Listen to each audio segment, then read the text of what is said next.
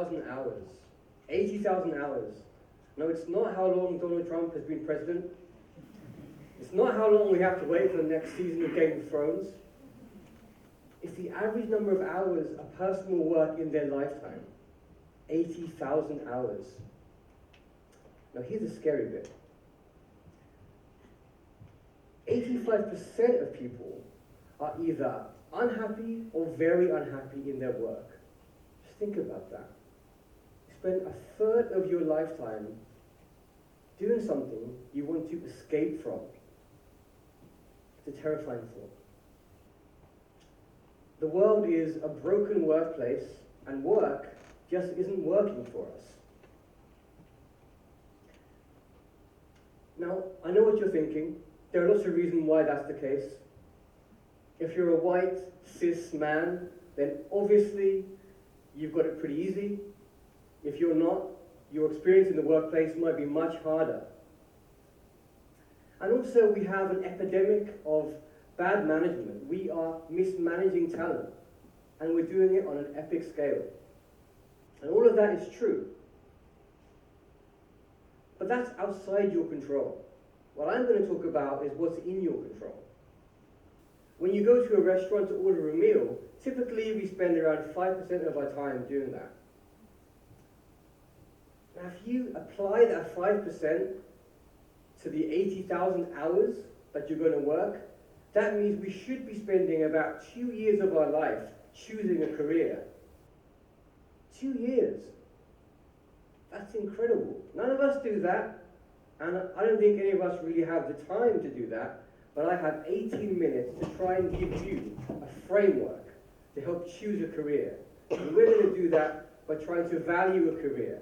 And when you learn to value a career, you can build a career of value. But before we do that, I want to take us back in time to 2005. Crazy Frog was riding high in the charts. No one hated James Blunt yet. And Arsenal still had a decent football team.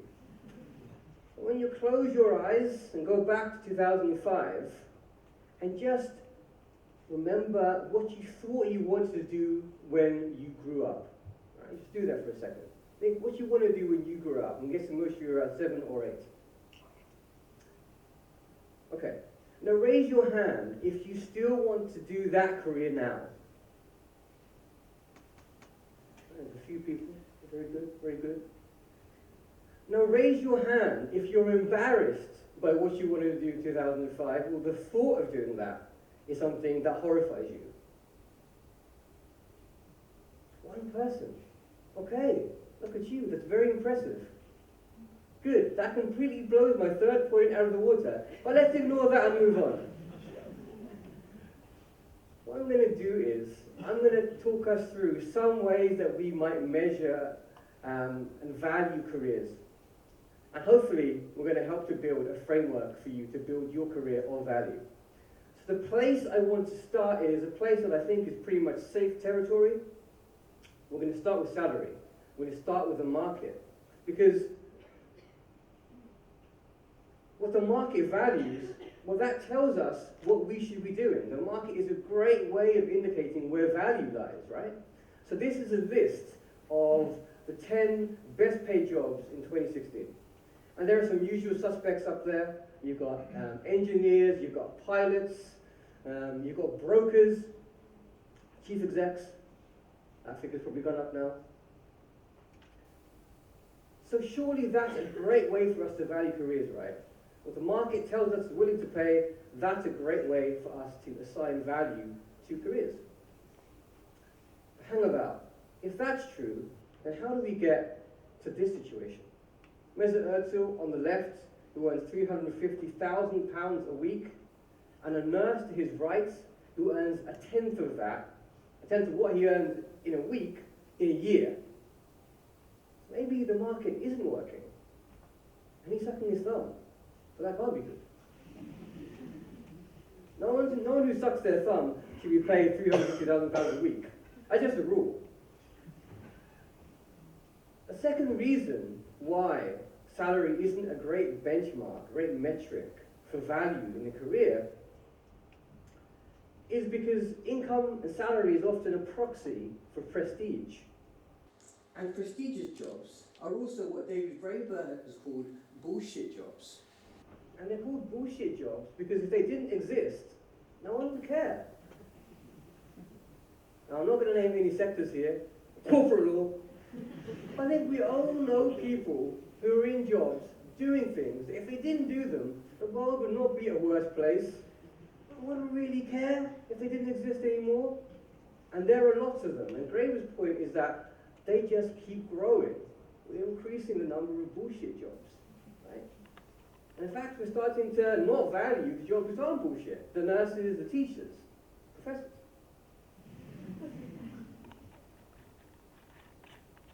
And the other reason why Graeber calls them bullshit jobs is because they're jobs where you have to leave your values at home. You leave your values at home because these are organizations that have no mission, that have no purpose. They exist only to enrich shareholders. So maybe salary is a terrible way to value careers. I'm going to argue there's also a third reason why salary is a terrible way to value careers. If you look at this chart, you'll see. Now, my argument isn't that salary is not important. My argument isn't that we don't need income. We all do. We all need a roof over our heads. We need food on the table. We need a bit of money in our pockets. But as you go up that curve, it plateaus. So after a certain point, and by the way, this is in dollars, so divided by 1.5 or whatever it is to get to pounds, our subjective well-being no longer correlates to our income. So you're working more, you're getting more stressed, but actually you're not feeling happier. So for all of these reasons, maybe salary isn't the place we have to look, and maybe the market cannot tell us where value lies. Okay, fine. You probably knew that anyway, right? You don't care about money, it doesn't motivate you. So let's move on to a source of authority. This is a US publication, it's called Career Class. And every year, Career Class comes up with a list of its top 5 jobs. Surely this is the place that we're going to get some expert knowledge on what and how we value careers. So let's look at number one list. Statistician. Sure. Medical services manager. I'm sure you're getting excited now. Number 3, operations research analyst. What? Steady on. Number 4, information security analyst. Is it getting crazy now? It's getting crazy. These are clearly jobs that are far too exciting. Number 5, university professor. Damn right! The thing about this list is the way they came up with this was through methodology, where they basically looked at the relationship between stress and salary. So low stress, high salary at the top. High stress, low salary at the bottom. And in some ways it kind of makes sense, right? It means you have an easy life. You earn a lot of money, you don't get stressed. That's good. That's good, surely. The problem, I'm guessing from your reactions to this list of jobs, is that actually stress sometimes gets a really bad press. Now, some forms of stress aren't great. Your boss shouting at you, that's not great, right? Having a heart attack because of work, that's not great. But actually stress can be really good for us. Yeah? If you lift weights, you know this. When you lift weights, what happens? You're putting your body under stress. When you put your body under stress, your muscles grow. Muscles don't grow in stasis. And we as human beings don't grow unless we are out of our comfort zones, unless we're under some form of stress. We need it to develop and realize our potential. So this is probably not a very good methodology either. And so this isn't a great way for us to value careers. Okay. So we've discounted salary, we've discounted low stress jobs. Next on the list, I'm pretty sure, is it going to work?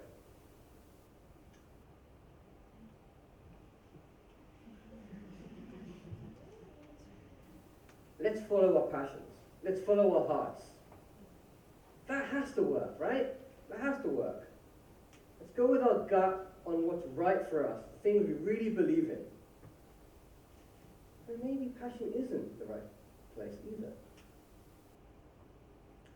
Let's think about jobs. And the thing is, the things that you're passionate about, so is everyone else. If you're passionate about music, so is he. If you're passionate about sports, so is he. Passionate about art, so is she. So when we follow our passions as careers, it doesn't often work because everyone seems to be passionate about the same kind of things. So maybe that doesn't work. There's another argument, and don't be horrified by this next image. Some of you know I'm passionate about Arsenal. I love Arsenal, everything about Arsenal, apart from Liverpool right now. But I'm not good enough to play football for Arsenal. I'm good enough to play for Spurs probably, because they're crap. But not Arsenal. But I could get a job as a groundsman at Arsenal, but would that really be career relevant? I don't think so. I mean, I look happy there, but I wouldn't be. That's really not me, by the way, in case you confuse. I'm not a groundsman. It's never happened. It would be a waste of my ample talents, obviously. So there are these two reasons. First is that occupations and passions don't always come together, and secondly, our passions aren't always relevant for careers. The third reason, I think, why passion is a bad place to start is because our passions change. Now, I know none of you have changed your minds about the job you wanted in 2005. I think you're lying, by the way. But our passions change over time. All these people change, right? Especially as we grow older, as we're children and we're adults, that changes. When you tip from your 20s to your 30s, that changes too. Also, I think the reason passion is in a very good place to value careers, a very good way to do it, is because it's all about us, right? Passion is about you, it's not about other people. And so when I think we reject salary, when we reject low stress, when we reject passion, we end up at a place which forces us to ask some really difficult questions. And I think it forces us to ask three really deep questions of ourselves. And these are the questions. What are our arbitrary values? So arbitrary values are the opposite of career values, CV values. We all know what your CV values are. You're punctual, you're conscientious, you work hard. Right? Your arbitrary values are what you want to be remembered for. That's completely different. That's hard to find out. Secondly, what you're good at. Again, something that's hard to find out. Why? Because we're scared to find out. Because when we find out what we're good at, we also find out what we're not so good at. It's actually really hard to know what our real strengths are. And lastly, what the world needs. Now, it's actually quite difficult to know what the world needs. It's easy to know what the world doesn't need. We don't need any more dating apps. We don't need more price comparison sites. And you know that, right? And yet still people go into these careers. They do. In their thousands. So something isn't happening. They're not asking some questions about what they value. And to get to these places, you need to do difficult things. It doesn't come easy. You have to solicit feedback. And as I said, feedback can be scary because people tell us things we don't want to know. We don't like people telling us we're not good at things. We have to do deep reflection about our values. Again, that's not easy. We run from this. We always run from difficult things. We run from confronting what we truly believe in. Right? And we don't want to ask what the world needs because that's difficult. That's not going with the flow. The flow is taking us into price comparison websites. It's taking us into jobs in insurance. It's taking us into corporate law. So asking those questions is very hard to do. But once you've done that, I argue you end up with this answer. That the only real way to build a career of value is to become world-class at serving others. You have to look outside yourself. You have to do that. Now I know this is true because I speak from experience. I turned 40 in March. You're supposed to gasp, and that's the point in which you're supposed to gasp and say, how's that physically possible? You look about 25. Let's try it again. I turned 40 in March. No, it's crazy. No, thank you. You didn't have to do that. Okay. I've been in higher education for a very long time now, about 12 years. And for me, academia was the easy option. It sounds perverse, right? It sounds really perverse. But I did my undergraduate like you, I did my master's, and I did a PhD, and I got scholarships. And it was the easy way for me because I didn't know anything else. And I was seduced by achievement. I did really well. So why did I need to think about anything else? And I didn't. And so I got my first full-time academic job. And everything was great, you know, I thought I was flying high, I was living the dream I had for myself. And about 2 years in, I started to kind of reach a crisis point. I had friends in Canary Wharf earning big money, I had friends in the development sector who were having great impact. And I was lost, I wasn't doing any of that. I didn't really know why I was an academic, why was I lecturing? What was the point of my research? I didn't know. And it came to a point where I just wasn't sleeping and I became depressed. And I turned to my wife one day and I said, you know what, I think I'm going to have to quit. I can't do this anymore. Do something else. She said, you know what, just relax. Take some time off. So I did. It took about 2 weeks off, 2 weeks out of work. And after I got over my depression and the gloom lifted, I started to do all the things suggesting you have to do to build a career of value. I asked the deep, different questions. I asked for feedback. So what am I really good at? I asked my friends and my colleagues. I did deep reflection on what I wanted to be remembered for. And I thought about what the world needed. In the end, bizarrely, I came to the conclusion that I was in the right place all along. Really, my purpose in life was help to serve students, to make them leaders for social impact. That was my mission. And since then, you know, I love my career. I'm happy to say I'm in the 15% of people who really love their job. And I really do. And I'm not world class at it yet, that's for sure. But I'm getting there. And I have a compass and I have a direction of travel. I know where I'm going. And I know why I'm doing it. Now, it took me most of my adult life to get there. I don't want that for you. I don't want that for you.